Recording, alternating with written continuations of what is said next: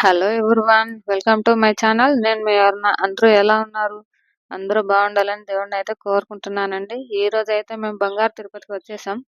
ఎందుకో తెలుసా? బంగారు తిరుపతిలో బంగారం కాజేయడానికి కాదండి, బంగారం లాంటి శ్రీ వెంకటేశ్వర స్వామి వారిని దర్శించుకోవడానికి అయితే వచ్చేసాం.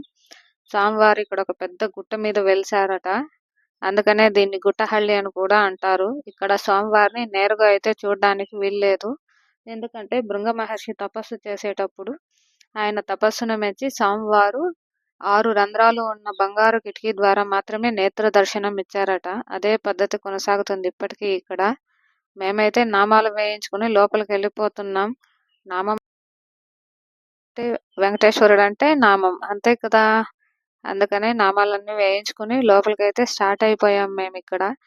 ఇప్పుడే ఎందుకు వచ్చామంటే శ్రావణ మాసంలో వచ్చే 3వ శనివారం చాలా ప్రత్యేకం ఇక్కడ. మీకు అంతా ముక్కోటి ఏకాదశి ఎలాగో మాకు శ్రావణ మాసంలో వచ్చే 3వ శనివారం అలాగా స్వామివారిని అయితే చాలా బాగా అలంకరణ చేసి విశేషంగా పూజలు అయితే జరిపిస్తారు.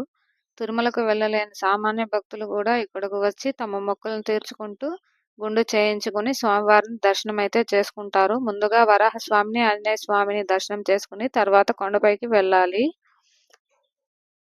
ఇదిగో రెండో గోపురం ఇదే. దీన్ని దాటుకుని అయితే వెళ్ళిపోవాలి లోపలికి. 3వ శనివారం కదా, చాలా ఎక్కువ మందే ఉన్నారు ఇక్కడ. నవగ్రహాలు కూడా ఉన్నాయి ఇక్కడ.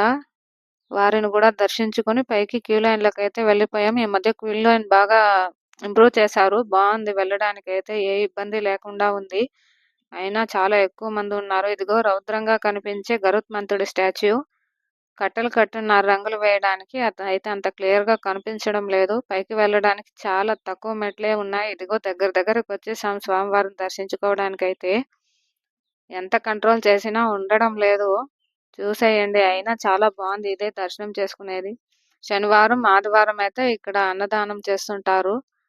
చాలా మంది భక్తులు అయితే వచ్చారు. వర్షం కారణంగా అయితే తినడానికి వీలు లేకుండా పోయింది. ఇదిగో ఆదిశేషువు పైన శ్రీకృష్ణుడి స్టాచ్యూ చాలా ఉన్నాయి ఇక్కడ. ఇదిగో ఇది పద్మావతి అమ్మవారి గుడి.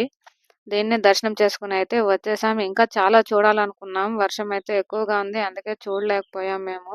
మీరు ఎప్పుడైనా వస్తే ఇటువైపు ఒకసారి విజిట్ చేసుకుని వెళ్ళండి. నా వీడియోస్ కనుక మీకు నచ్చితే ప్లీజ్ లైక్, షేర్, సబ్స్క్రైబ్ చేసుకోండి.